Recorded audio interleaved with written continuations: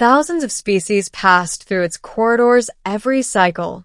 Merchants, diplomats, mercenaries, refugees. The air buzzed with a dozen languages layered over one another, punctuated by boarding announcements and the hiss of docking clamps. It was the kind of place where no one really looked at anyone else.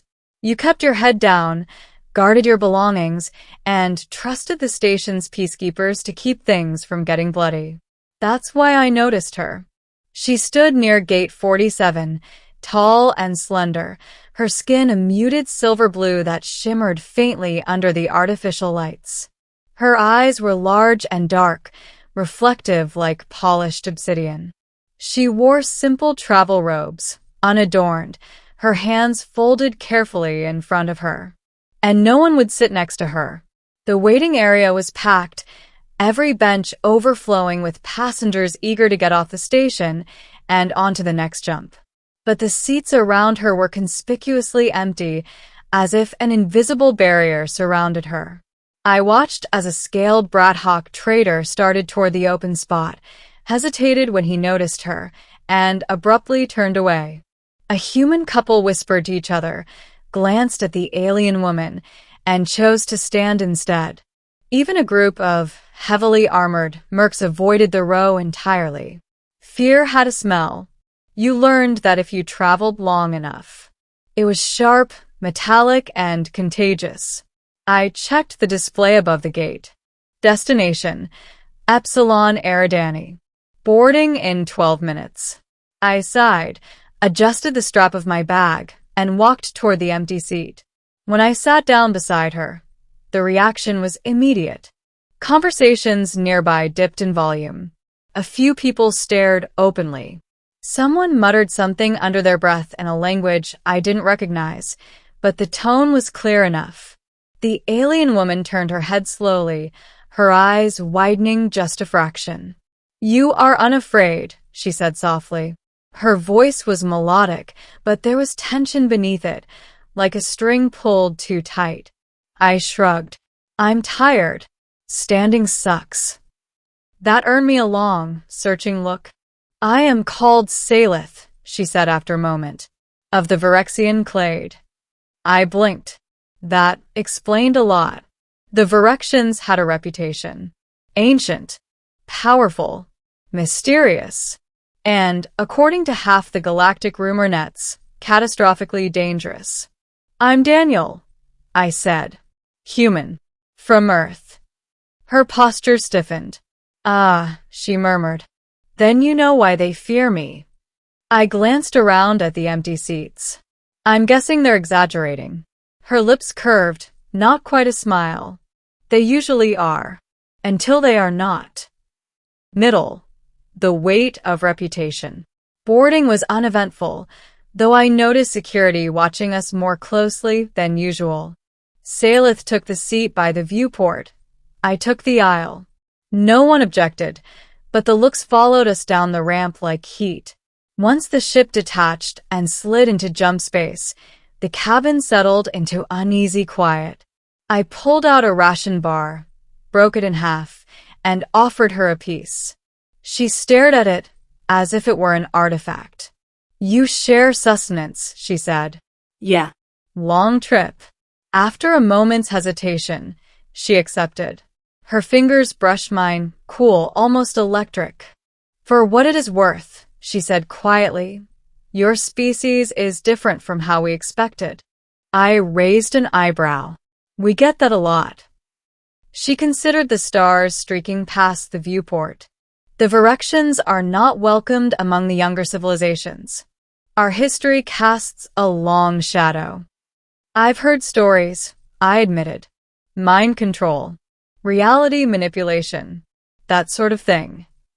She nodded. "Once. Long ago. We were stewards of balance. When conflicts threatened to extinguish life across entire sectors, we intervened. And people didn't appreciate that. They survived," she said simply, "but they did not forgive." I leaned back. Humans have a saying, "No good deed goes unpunished." Her gaze returned to me, sharp. Then you understand. As the journey progressed, the tension eased, at least between us. She told me she was traveling alone to attend a closed diplomatic council. A formality, really. The decision had already been made. They will ask us to withdraw further, she said. To isolate ourselves completely. And will you? We will comply, she replied. We always do now. There was something heavy in her tone. Regret, maybe. Or exhaustion. Halfway through the flight, everything went wrong. The ship shuddered violently, alarms screaming as the lights flickered. The captain's voice echoed through the cabin. Attention passengers, this is not a drill. We have been pulled out of jump space. Multiple hostile contacts detected. Pirates. The cabin erupted in panic. People screamed. Some species froze entirely, overwhelmed by stress responses. The mercenaries I'd seen earlier surged toward the aisles, weapons drawn. Salith went very still. Do not be afraid, she whispered. But do not draw attention to me. Before I could ask what she meant, the hull rang with impacts. Boarding clamps engaged with a bone-rattling crunch. The pirates cut through the airlock with practiced efficiency. They were a mixed crew, half a dozen species bound together by greed and heavy weapons. Their leader stepped forward, his cybernetic eye glowing red as it scanned the cabin. All right, he growled. Everyone stay calm, and this'll be quick. His gaze swept over the passengers, then stopped. He stared at Salith. Well, he said slowly, would you look at that? The cabin went dead silent. A Virexian, the pirate breathed. Didn't think any of you had the guts to travel unguarded anymore. Salith rose to her feet, her hands visible. I am unarmed. There is no need for violence. The pirate laughed. Oh, I disagree. I stood up beside her. Hey, I said. You want credits, cargo, fine. But she's not part of the deal. Several heads snapped toward me. The pirate squinted. You protecting her, human? Yeah, I said. Guess I am. Salith's eyes widened. Daniel. The pirate grinned. Brave. Stupid. Same thing, really. He raised his weapon. The air shifted. It was subtle at first, a pressure change like the moment before a storm breaks. The lights dimmed. The pirate's weapon froze mid-motion, locked in place by an invisible force. Salith's eyes glowed faintly. I asked, she said calmly, for no violence. The pirate crew panicked. Some fired wildly. Their shots curved away, harmlessly embedding in the walls. Others dropped their weapons and ran. The leader struggled, muscles straining against forces he couldn't comprehend. Salith lowered her hand, and the pirate collapsed unconscious. Silence followed. Then the hum of systems stabilizing as the ship's security rushed in. I stared at her. So, I said weakly, that's part of the reputation.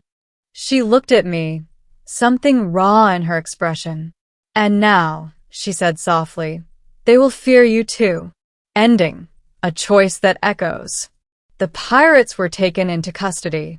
The ship limped back into jump space, shaken but intact. No one sat near us for the rest of the journey. When we docked at Epsilon Eridani, security escorted Salith directly to a secure transport. Before she stepped inside, she turned to me. You chose to sit beside me, she said, when no one else would. I shrugged. Seemed like the right thing to do. Her gaze held mine, intense and searching. The council will not like what happened today, she said. They will see it as proof that we are still dangerous. And are you? She paused. Yes, she admitted. But danger is not the same as cruelty. She reached into her robe and withdrew a small crystalline device.